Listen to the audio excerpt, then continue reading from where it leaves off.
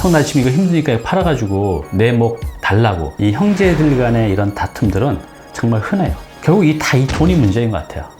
당신의 꿈을 현실로 행복주치 다니쌤. 안녕하세요, 다니쌤입니다. 제가 오늘 말씀드릴 주제는요, 아버지의 유언 그리고 삼형제의 싸움입니다. 네, 예전에 이제 저희 아버지가 병원에 계실 때 이제 임종을 이제 며칠 앞두고 계실 때였어요. 그때 이제 정신이 좀 왔다 갔다 이제 하셨는데, 정신이 이제 들어오실 때마다 잠깐 그 사이에 항상 이제 저한테 말씀하셨어요. 평생 고생만 하신 어머니 잘 모시고 살아라 라고 이제 몇 번을 이제 말씀을 하셨죠. 그리고 이제 아버지가 돌아가신 후에 이제 어머니하고 이제 같이 살려고 제가 말씀을 드렸는데, 저한테 이제 민폐를 줄까봐 어머니는 절대 그렇게 살 수 없다라고 했는데, 이제 집요하게 이제 2년을 제가 설득을 해서 지금은 행복하게 함께 잘 살고 있습니다. 네, 시청자 여러분들은 부모님의 유언이 있으신가요? 또 있다면 잘 지키고 계신가요? 근데 만약에 살다가 그 유언을 지키지 못할 상황이 생길 수도 있잖아요. 자, 오늘은요, 그 실제 아버지의 유언, 그러니까 유산을 지키려는 큰형과 이것을 처분하고 뭔가 좀 나눠갖자라는 동생들의 그런 다툼 속에서 이 문제를 어떻게 해결했는지에 대한 얘기를 해드리려고 하는데요.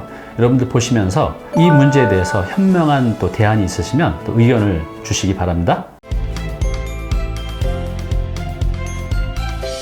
네, 여기 신문 기사를 보면 핏줄보다 돈, 10년 새 이 형제들 간의 이 분쟁이 6배나 이제 급증을 했다고 합니다.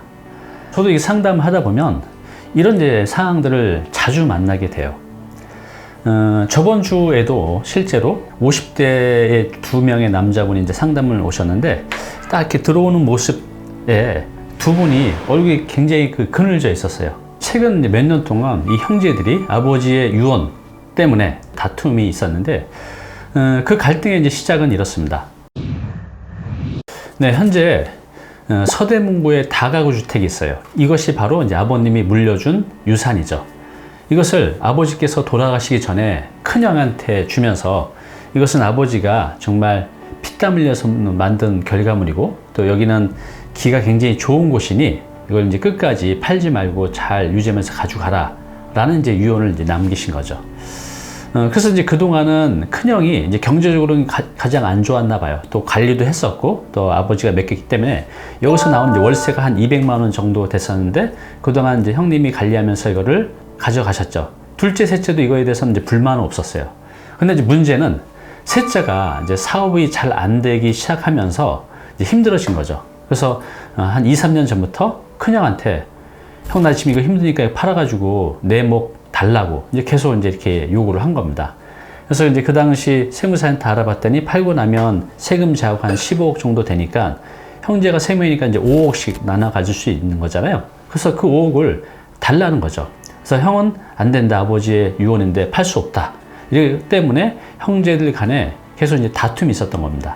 제가 오랫동안 상담을 해오지만 이 형제들 간의 이런 다툼들은 정말 흔해요. 이런 경우가 많이 있죠. 돈이 참 무서운 것 같습니다. 다시 보면 이제 문제가 이렇습니다. 잘 문제 없이 있었는데, 그나마 우애가 좋았는데, 막내 동생이 사업이 어려워지다 보니 결국 돈이 필요한 거죠. 결국 이 돈이 문제인 것 같아요. 그래서 이 갈등의 시작이 막내 동생의 사업이 어려워지면서 시작이 됐고, 또 이 팔자는 동생들, 또 이걸 지키려는 큰형, 그래서 아버지의 유언을 지켜야 되니까 이걸 이제 팔 수도 없는 거죠.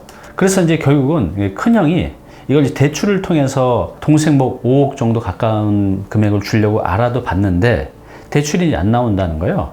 이미 대출도 약간 있고, 또 건물도 오래됐고, 또 지금 대출 규제도 있잖아요. 그리고 이제 반공제라는 게 있기 때문에 요즘 또 이렇게 대출이 많이 나오지가 않죠. 어찌됐든 간에 대출을 통해서 알아봤는데 한 1억 정도밖에 안 나오는 거예요. 그러니까 이거 갖고 해결이 안 되죠. 그래서 이제 이런 문제가 있었는데, 결국 이제 그날 그 큰형과 막내 동생하고 이제 얘기를 하면서 합의점을 찾아냈습니다. 그리고 그거대로 하기로 했고, 지금 이제 진행 중이거든요. 자, 어떻게 해결했는지 말씀드릴게요. 네, 첫 번째 해결은요, 큰형이 이 막내 동생한테 매달 120만 원을 이제 지원을 하기로 했습니다.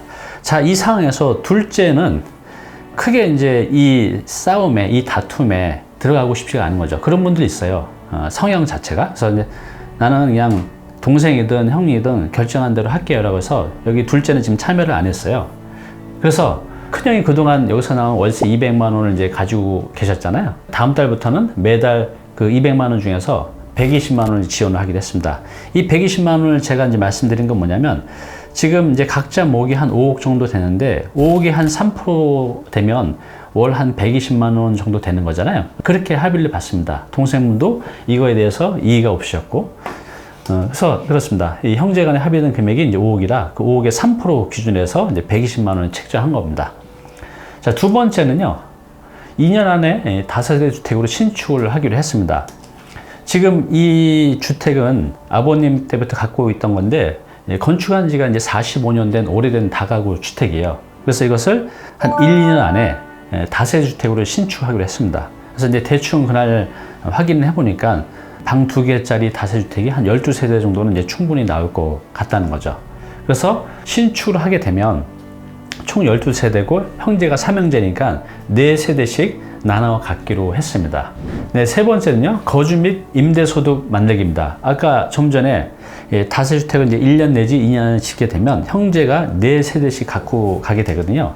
근데 이제 그 지역의 투룸빌라 월세 시세가 한 80에서 90만 원 정도 하더라고요. 그러면 4세대면 한 340만 원 정도 되거든요. 자, 그리고 이 건물을 지을 때 형제들이 지금 돈이 여유가 없기 때문에 지금 있는 부동산을 담보로 해서 대출받아서 짓게 되는데 건축비는 한 10억 정도 될 것 같아요. 그러면 이제 그 10억에 대한 그 이자를 이제 각자 부담을 해야 되는데 그게 한 100만 원 정도 됩니다. 그러면 이자를 제하고도 한 240만 원의 임대소득을 이제 확보할 수 있는 거죠. 나이 들어서 이렇게 월세라는 불로소득을 확보할 수 있다고 하면 꽤 괜찮은 거죠. 그래서 거주 및 임대소득을 만들기로 했습니다. 그래서 결국은 첫 번째, 아버지의 유언도 지키고 유산도 지킬 수가 있었어요. 두 번째, 합의를 통해서 형제 간의 갈등도 해결을 했고요. 그래서 마지막으로 당장 아니지만 한 1, 2년 안에 신축을 하게 되면 형제들의 노후 문제도 어느 정도 해결할 수 있게 되었습니다. 어때요? 괜찮지요? 오늘 당신께서 해야 할 일이 있습니다. 이런 일이 생기면 안 되지만 형제들 간에 이 재산 문제로 다툼이 있으신가요? 갈등이 있으신가요? 자, 그렇다면 이 이해 당사자인 본인들끼리는 이걸 갖고 싸우게 되면 감정의 골만 깊어지게 됩니다. 해결 방법을 못 찾는다는 거죠.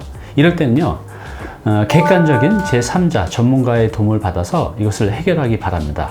네, 그리고 또 하나, 제가 오늘 말씀드린 이 해결책 말고도 우리 시청자 여러분들의 현명한 의견이 있으시면 우리 이 형제분들의 경우 다른 해결책이 있다면 댓글로 의견 남겨주시기 바랍니다.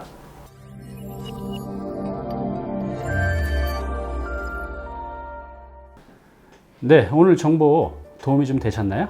앞으로 이런 정보 계속 받아보실 분은요, 여기 구독 부탁드리고요. 그 다음에 오른쪽은 제가 추천한 영상입니다. 꼭 한번 보시기 바랍니다.